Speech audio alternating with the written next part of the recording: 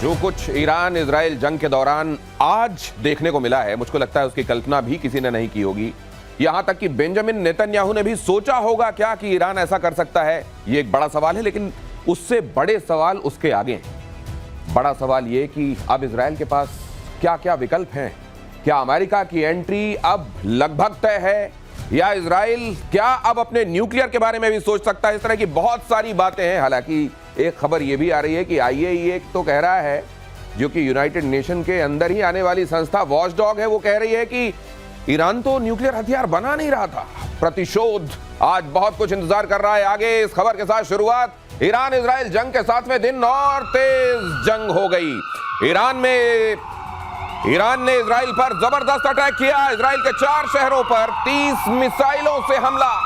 7 मिसाइलों को रोकने में एयर डिफेंस सिस्टम नाकाम रहा। तेल अवीव, बेरशेबा, रमत गन, होलन में बड़ी तबाही।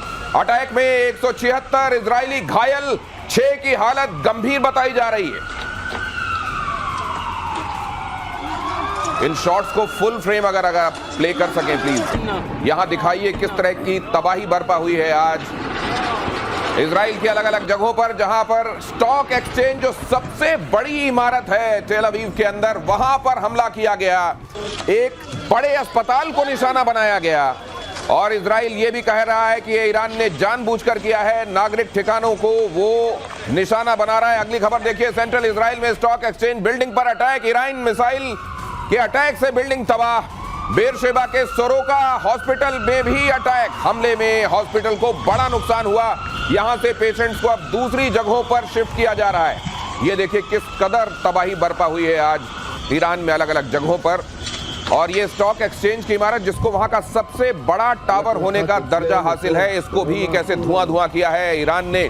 आज जो ये स्टेज आई है, मेजर गौरव आर्य और एयर मार्शल PK श्रीवास्तव मेरे साथ जुड़ रहे हैं। उनके साथ हम ये समझेंगे कि क्या ये एक्सपेक्टेड था, इस लेवल का, इस क्वांटम का एक्सपेक्टेड था। क्या ये सोचा जा रहा होगा? बेंजामिन नेतन्याहू सोच रहे होंगे? जी बिल्कुल दिनेश, मुझे ऐसा लगता है कि इजराइल ने पूरा सोच समझ के, और आज से नहीं कई दसियों साल से इजराइल ये सोच रहा है।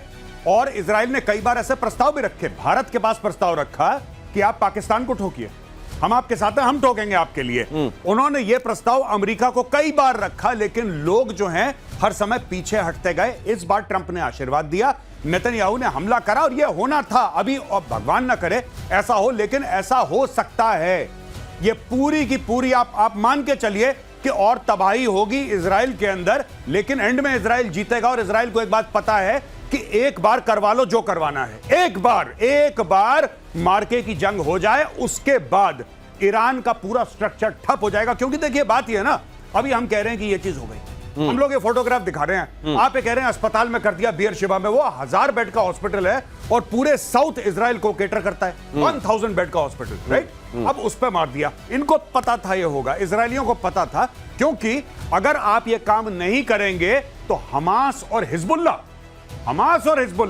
आपको अटैक करते रहेंगे। फिर 7 अक्टूबर की जैसी चीजें होती रहेंगी। आपको एक बार, जिसको कहते हैं ना देसी में, आपको एक बार ये टंटा काटना होगा, फुल एंड फाइनल। एक बार के लिए ये टंटा काटना, लेकिन ये टंटा काटने की कितनी बड़ी कीमत चुकानी होगी? क्या ये कीमत बहुत बड़ी होगी? तेल अवीव में ईरानी मिसाइल का मलबा मिला है। शहाब 3 बैलिस्टिक मिसाइल का मलबा। मलबे में मिसाइल का इंजन बरामद हुआ है। ईरान की मध्यम दूरी की बैलिस्टिक मिसाइल है शहाब 3। और एयर मार्शल PK श्रीवास्तव अक्सर बताते हैं कि दुश्मन की तकनीक को समझने के लिए उनके ऐसे इंस्ट्रूमेंट्स जो उतने बर्बाद नहीं हुए होते हैं, वो बड़े काम आते हैं। ये तो पहले ही पता होगा वैसे इजराइल को कि इसमें क्या क्या। इसके बारे में ठीक से पता था, तो ऐसी कोई खास इस वक्त डिस्कवरी नहीं। लेकिन हाँ, मिलना ये पता चलता है कि आज वो क्या चला रहे हैं हमारे ऊपर। और अगर ये मिल जाता है तो उसके बाद उसकी काट भी आप पैदा कर सकते हैं, जैसा मैंने पहले भी कहा था। और ये हमें हमेशा से ये थी संभावना, और जैसे गौरव बता रहे थे, संभावना थी। और इसको फैक्टर नहीं किया था। जब भी आप लड़ाई करते हैं तो आपके पास जरूर फैक्टर इन करते हैं कि दुश्मन उसका जवाब कैसे देगा। ईरान मिसाइल फोर्स है, ये पता था। ईरान के पास यूरेनियम का इनरिचमेंट हो रहा है, ये पता था। 60% तक पहुंच गया, ये भी पता था। तो अगर आपके पास मिसाइल फोर्स है और यूरेनियम भी आपके पास है, तो न्यूक्लियर वेपन बनाने में कोई बहुत ज्यादा टाइम नहीं लगेगा। इसीलिए ये सब हो रहा है। और उसी के अगर उसके परिप्रेक्ष्य में अगर आप इसको देखते हैं तो इसका मिलना शहाब 3 के उसका हमें पता है कि किन मिसाइल से मार हो रही है। अब जो हाइपरसोनिक मिसाइल्स आती हैं और ड्रोन्स भी साथ में आते हैं, तो जो आपने कहा लीक थ्रू, तो लीक थ्रू होता ही होता है और इंफ्रास्ट्रक्चर के ऊपर अटैक हो रहा है। अगर आप देखिए हॉस्पिटल, स्टॉक एक्सचेंज और इन चीजों पर अटैक होना, इसका मतलब जानबूझ के सिविलियन इंफ्रास्ट्रक्चर अटैक करके साइकोलॉजिकली ईरान को दबाने की कोशिश की जा रही है, इजराइल को दबाने की, साइकोलॉजिकली दबाने की कोशिश की जा रही है। तो यहाँ कई फ्रंट पर बहुत सारी चीजें हो रही हैं। अगली खबर देखिए, इजराइल का ईरान पर जबरदस्त पलटवार। ईरान में अराक हैवी वाटर रिएक्टर पर, हालांकि ये पहले हो गया था, ये रात के वक्त ये हमला हो गया था, अराक हैवी वाटर रिएक्टर पर हमला हुआ और उसके बाद ईरान की तरफ से 35 के आसपास मिसाइलें एक साथ छोड़ी गई इजराइल पर। ईरान के न्यूक्लियर प्रोग्राम का अराक अहम हिस्सा। अराक में बड़े पैमाने पर हथियारों का प्रोडक्शन होने की खबरें थीं। हमले से पहले इजराइल ने दी थी चेतावनी, शहर के लोगों से इलाका खाली करने के लिए कहा था। मेजर गौरव आर्य, इस जगह को क्यों चुना गया? देखिए, बात यह है कि इजराइल सिर्फ वही चीज चाहता है कि किसी तरीके से ईरान को डिनाई करा जाए कि उसके पास न्यूक्लियर वेपन्स हो, और वो न्यूक्लियर वेपन्स को कैरी करने का, यानी कि जो बैलिस्टिक मिसाइल होती हैं, लॉन्ग रेंज, इंटरकॉन्टिनेंटल, राइट, और इंटरमीडिएट रेंज, वो बैलिस्टिक मिसाइल्स की जो सलाहियत है, जो कैपेबिलिटी है, उससे ईरान को डिनाई करा जाए। तो हैवी वाटर इज यूज्ड। अब ये वहां पे रिफाइन करेंगे, सेंट्रीफ्यूज होंगे, तो आपके पूरे मामले में आपका इसका इस्तेमाल होता है। इस साइट को मारा गया और इस साइट को मार के तिल मिला के फिर ईरान ने वो मिसाइलें फायर करी, जो कभी अस्पताल गई, कहीं गई, उसके रिएक्शन में। यही तो आप कहना चाह रहे हैं? बिल्कुल साहब, इसके रिएक्शन में ये हुआ। तो आप ये देख लीजिए सब लोग यहाँ पे कि इजराइल किस चीज को टारगेट कर रहा है। इजराइल टारगेट कर रहा है जहां पे हथियार बनते हैं, और ईरान किसको टारगेट कर रहा है? ईरान वहां टारगेट कर रहा है जहां पे पेशेंट हैं, अस्पताल है। तो ईरान और हमास में कोई ज्यादा फर्क नहीं है दोस्तों। They have the same mindset. दिमाग, जहनियत दोनों की एक ही जैसी है कि जहां पे मासूम हो, सबसे पहले उनके मिसाइल मारो। मासूमों पर मिसाइल मार रहा है क्या ईरान? और तेहरान में रक्षा मंत्रालय के हेडक्वार्टर पर अटैक, कुद्स फोर्स के 10 कमांड सेंटर पर भी हमला, शाहरान तेल डिपो पर भी इजराइल का अटैक, मेहराबाद एयरपोर्ट पर 2 मिसाइलें गिरी। अब यहां से रिबाउंड क्या देख रहे हैं आप ईरान की तरफ आता हुआ आगे? देखिए, मैं आपको एक बात बता दूं, ये जो ईरान को फायर करना था हाइपरसोनिक, ईरान के पास इससे ज्यादा बड़ी चीजें नहीं है। मतलब ये मैक्सिमम है जो वो कर सकता है। और ईरान क्या करेगा? एटम बम तो मारेगा नहीं वहां, वो तो है नहीं उसके पास। तो ईरान क्या कर लेगा? थोड़ी सी और बैलिस्टिक मिसाइल मार लेगा, कुछ और मार लेगा। लेकिन कहने की बात यह है कि जिस तरीके से उनकी कैपेबिलिटीज को डिन्यूड और डिग्रेड करा है इजराइल ने, जिस तरीके से जहां पे मैन्युफैक्चरिंग होती है, सोर्स में जाके मारा है, तो मुझे नहीं लगता कि कुछ दिनों के बाद ईरान के पास ऐसा कुछ होगा असला इस्तेमाल करने का कि जिससे इजराइल को, माफ कीजिएगा, कोई मेजर डैमेज हो पाए। और एक और बात, अगर मेजर डैमेज होता है तो वहां पे खड़ा है अमेरिका। अमेरिका के सारे एसेट्स जो हैं दोस्तों, लॉक्ड एंड कॉक, दिनेश कल आप बता रहे थे, ईगो गार्सिया के बारे में आप बता रहे थे, आपने पूरा बताया कि कहां पे कौन से अमेरिकन एसेट्स हैं, कहां पे F-16 है, कहां पे F-22 है, कहां पे F-35 है। पूरा का पूरा जो है मामला अमेरिका का रेडी है। जब पता लगेगा कि अब पानी नाक से ऊपर चला गया है, America will enter the war. और अगर ऐसा होता है तो फिर क्या होगा? इधर सोरोका अस्पताल पर मिसाइल हमले पर इजरायली पीएम नेतन्याहू ने कड़ी प्रतिक्रिया दी है। खामेनेई वॉर क्राइम के लिए जिम्मेदार हैं, इजराइल ने कहा। ईरान जानबूझकर अस्पतालों को निशाना बना रहा है, नेतन्याहू ने कहा। इजराइल अपने नागरिकों पर हमले का बदला लेगा। खामेनेई को लेकर सभी विकल्प खुले हुए हैं। नेतन्याहू ने यह भी कहा, खामेनेई की हत्या की बात मीडिया में करना ठीक नहीं। ये तो बहुत गंभीर बात कह दी उन्होंने। बहुत बड़ी बात है। हत्या की बात मीडिया में करना ठीक नहीं, हत्या करना ठीक है नहीं, इसकी बात नहीं हुई। हाँ, ये बात ध्यान रखिएगा। और जहां तक आप बता रहे थे, उसी कार्यक्रम में आपको एक चीज बताते हैं, हैवी वाटर की जरूरत पड़ती है अगर आपको न्यूक्लियर वेपन बनाना है जी। साइलोज में भी मारेंगे मिसाइल। देखिए, लॉन्चर ठिकाने जहां से लॉन्च कर सकते हैं और जहां से आप न्यूक्लियर वेपन बना सकते हैं, ठीक है। ये जितने भी इंफ्रास्ट्रक्चर हैं। और जब कच्छ की आपने बात की, कच्छ ये बहुत जबरदस्त फोर्स इनकी है जो खामनाई के डायरेक्टली अंडर काम करती है। अच्छा, अगर उसके ठिकानों को बताए, इसका मतलब जब राजा को मारने से पहले आसपास की फौजों को आप गिरा देते हैं ना, तहस नहस कर देते हैं, ये सब वो सारे प्यादे वजीर हैं जो गिराए जा रहे हैं। तो इसमें आपका हंच क्या कहता है? चेकमेट वाली सिचुएशन जैसा हमने देखा था सद्दाम हुसैन के साथ, वैसी कोई सिचुएशन देख रहे हैं या उससे ज्यादा ग्रेव खामेनेई के लिए? खामनेई की सिचुएशन लगभग, अब बताइए, उनकी सिचुएशन बहुत ही ग्रेव थी। उससे ज्यादा ग्रेव क्या होगी?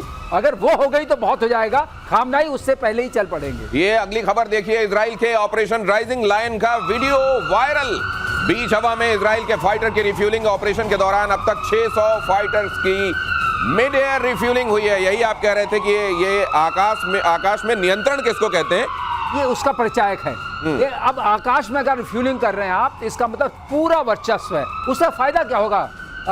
उसका फायदा ये होगा कि हम चुन चुन के मिसाइल के ठिकानों को मारेंगे, चुन चुन के जहां पर बन सकता ये लेकिन बड़ा इंटरेस्टिंग होता है श्रीवास्तव सर, ये देखना मिड एयर रिफ्यूलिंग देखना, ये बड़ा इंटरेस्टिंग होता है। कैसे वो तेल से भरा हुआ टैंकर उड़ता हुआ एक तरीके से जाता है, उसकी नोजल जाती है, और नोजल जाकर के उसमें एयरक्राफ्ट में, यहाँ तो उतना साफ विजुअल, हाँ ये थोड़ा डिस्टॉर्ट हो रहा है इसमें डालने में, लेकिन इतना समझ में आ रहा है कि इस जगह से ये है वो जगह जहां से उसका निकला रहता है। उसमें ऐसे पकड़ने के लिए एक जाले टाइप का बना होता है। जैसे आपकी नोजल आई, वो जाले में लगी और उसको जाले ने पकड़ लिया। अच्छा, अब दोनों जहाज लगभग एक उससे रफ्तार से चल रहे हैं। वो मेंटेन रहता है, थोड़ी फ्लेक्सिबिलिटी स्पीड की जो वेरिएशन की होती है। और जहाज तेल वाहक जहाज से फाइटर में तेल चला जाता है। तो ईरान के आसमान में कई बार ये रिफ्यूलिंग हो रही है। मैंने ही कहा, अगर ये मैं कर पा रहा हूं, इसका मतलब मुझे कोई खतरा नहीं है कि कोई मिसाइल मेरे ऊपर आ सकती है। और ये वर्चस्व है, तो आप चुन चुन के सारे लॉन्चर्स को,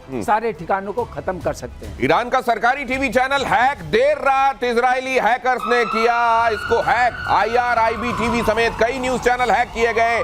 टीवी पर लोगों से विद्रोह की अपील की गई।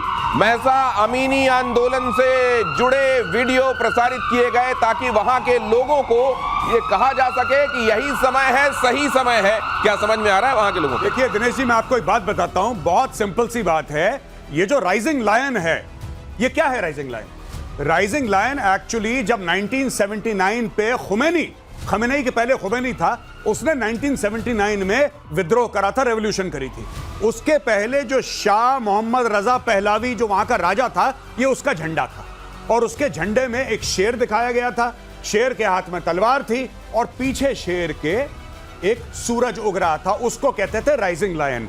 तो जब इजराइल ने इस पूरे ऑपरेशन का नाम राइजिंग लायन दिया, उसी दिन इजराइल को क्लियर था कि boss, what we are aiming for is regime change. ये खमेनी को निपटाना है, इस रजीम को हटाना है, इसलिए उसका नाम राइजिंग लायन रखा गया। और नाम राइजिंग लायन रखने के बाद that is why they decided कि अब ये जो आ रहा है टेलीविजन पे हैक करके, ये जो अमीनी है, वो लड़की जिसको मार दिया, इसके लिए आ रहा है। फिर सडनली आप देख रहे हैं कि विदेश में जो उनका क्राउन प्रिंस है, उनका बेटा रजा पहलावी का, वो आ रहा है और उसने कल परसों वीडियो रिलीज करा है फारसी में अपने लोगों को बोलते हुए कि इस इस्लामिस्ट रजीम को निकाल के फेंक दो, ये किसी काम की नहीं है, उठो।